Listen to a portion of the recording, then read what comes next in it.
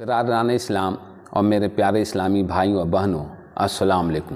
آج میں اپنے اس ویڈیو میں آپ لوگوں کے سامنے کسی بھی کام کرنے کے نیت کی فضیلت، نیت کا کتنا بڑا دخل ہے ثواب میں اور اجر میں، اس کے بارے میں بتانے جا رہا ہوں۔ وہ عوامل یا فیکٹرز جو آدمی کو کام کرنے، اچھے سے اچھے طریقے سے اسے پورا کرنے پر ابھارتے ہیں، دوڑ دھوپ کرنے اور اس کی مشقت اور پریشانیوں کو برداشت کرنے پر آمادہ کرتے ہیں اور جان و مال کی قربانی دینے پر اکساتے ہیں، بہت سارے ہیں اور الگ الگ ہیں۔ یعنی ہم جو بھی کام کرتے ہیں یا ہم لوگ جو بھی کام کرتے ہیں، ان کے مقاصد، اس کو کرنے کے نیت الگ الگ ہیں۔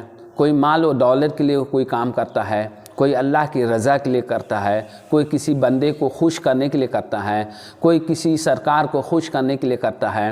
تو اس طرح جو ہے کوئی بھی کام کرنے کے عوامل یا فیکٹرز الگ الگ ہوتے ہیں، اسی کو ہم لوگ نیت کرتے ہیں۔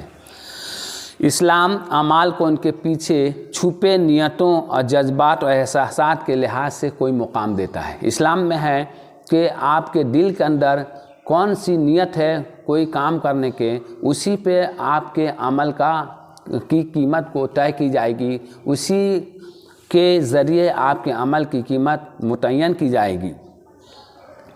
اس کے نزدیک ہر چیز سے پہلے عمل کی قیمت ان عوامل یعنی فیکٹرز کی بنیاد پر منحصر ہے جو اسے کام کرنے پر آمادہ کرتے ہیں۔ یعنی انسان کو کون سے فیکٹرز، کون سے عوامل، کون سے نیتیں کام کرنے پر اکساتی ہیں، وہ عوامل کیسے ہیں، وہ فیکٹرز کیسے ہیں، وہ نیت کون سا ہے، اسی نیت کے آدھار پر آپ جو کام کرتے ہیں اس کی قیمت اسلام متعین کرتا ہے۔ اگر اللہ کے سوا کسی دوسرے بندے کو خوش کرنا چاہتے ہیں تو اس کی اہمیت اللہ کے نزدیک نہیں ہوگی۔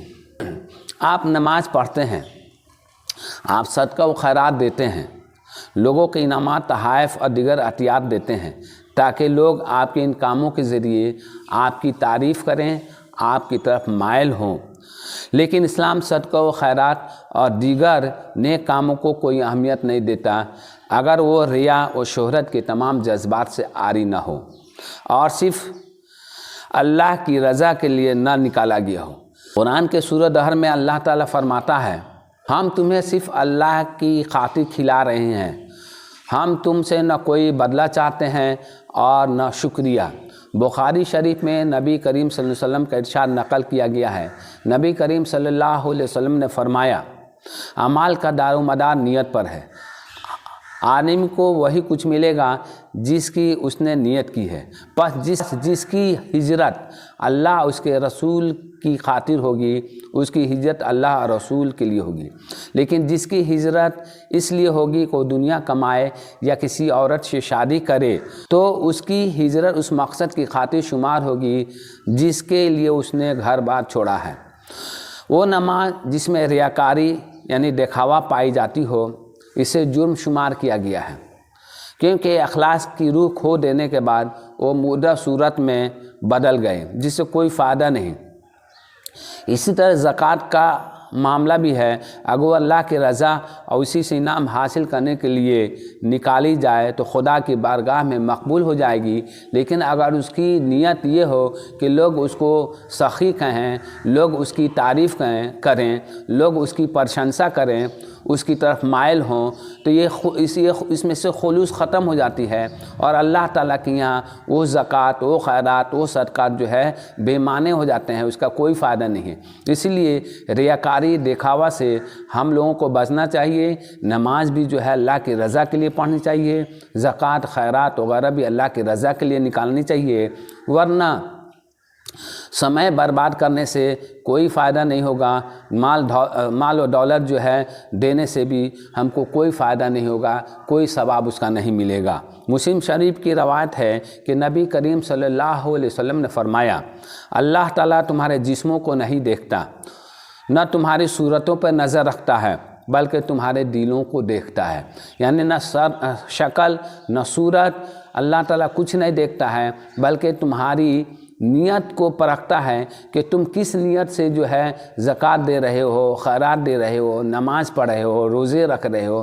اگر اللہ کو راضی کرنے کے لیے آپ یہ کام کر رہے ہیں تو بلا شبہ اللہ تعالیٰ اس کا جزا آپ کو دے گا، ثواب دے گا، آخرت میں آپ کے بلند درجات عطا فرمائے گا۔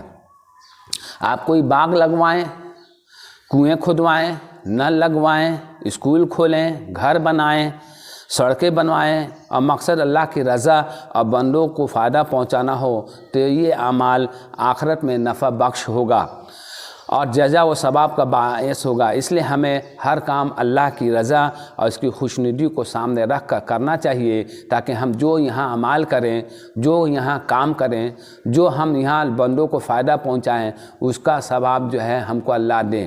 اگر ہم بندوں سے اپنی تعریف، بندوں کو اپنی طرف مائل کرنا، بندوں سے ہم کچھ چاہیں اپنے اس کاموں کے ذریعے، تو اللہ کے یہاں ان کاموں کا کوئی وزن نہیں ہوگا، بلکہ آپ الٹے جو ہے اللہ کی رضا کی خاطر نہ دینے کے چلتے آپ کے مال کی بربادی ہوگی، آپ کے سمے کی بربادی ہوگی اور اللہ تعالیٰ آپ کو سزا بھی دے گا۔ اس طرح دنیا میں اور آخرت میں بھی آپ جو ہے نقصان اٹھانے والے میں رہ جائیں گے۔ اس لیے ہم کو ہر کام اللہ کو راضی کرنے، خلوص سے نیت سے کرنی چاہیے۔ اس لیے نبی کریم صلی اللہ علیہ وسلم نے کہا کہ ہر کام کا دار و مدار نیت پر ہے، کس نیت سے آپ کر رہے ہیں۔ جزاک اللہ۔ آپ میرے اس ویڈیو کو لائک کیجئے، شیئر کیجئے اور میرے چینل کو سبسکرائب کیجئے۔ السلام علیکم۔